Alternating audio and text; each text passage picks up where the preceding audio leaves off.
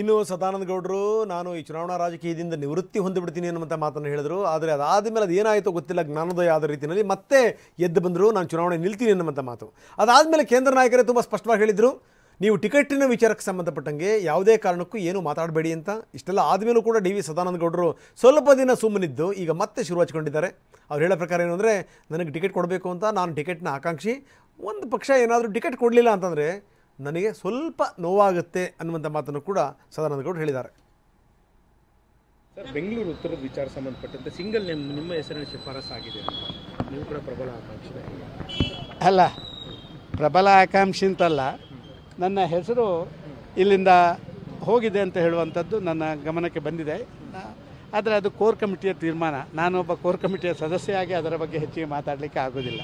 Sir, ಹಿಂದೆ ಹೇಳಿದರೆ ಬೇರೆಯವ್ರಿಗೆ ಬಿಟ್ಟು ಕೊಡ್ತೀನಿ, ನಾನು ಬೆಂಗಳೂರು ಉತ್ತರದಿಂದ ಅವರ ಪರವಾಗಿ ನಾನು ಕೆಲಸ ಮಾಡ್ತೀನಿ ಅಂತ ಈ ರೀತಿ ಚರ್ಚೆ ಮಾಡಿದ್ದೆ ಸರ್. ಏಕಾಏಕಿ ಮನಸ್ಸು ಬದಲಾವಣೆ ಮಾಡಿದ್ದು ಯಾಕೆ ಸದಾನಂದ ಗೌಡರು ಅಂತೇಳಿ ಸಾಕಷ್ಟು ಚರ್ಚೆ ಆಗ್ತಿದೆ ಸರ್. ನೋಡಿ, ಈ ಚರ್ಚೆ ಇದಕ್ಕೆ ನಾನು ಈಗಾಗಲೇ ಉತ್ತರಗಳನ್ನು ಕೊಟ್ಟಿದ್ದೇನೆ.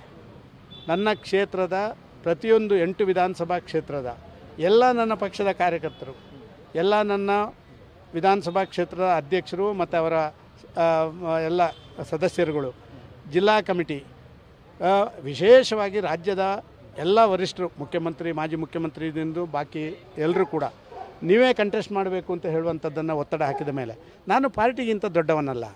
ನಾನು ಇನ್ನೂ ಕೂಡ ಒಂದು 10 ವರ್ಷ ಅತ್ಯಂತ ಸಕ್ರಿಯವಾಗಿ ಕೆಲಸ ಮಾಡಲಿಕ್ಕೆ ಶಕ್ತಿ ನನ್ನ ದೇಹದಲ್ಲಿದೆ.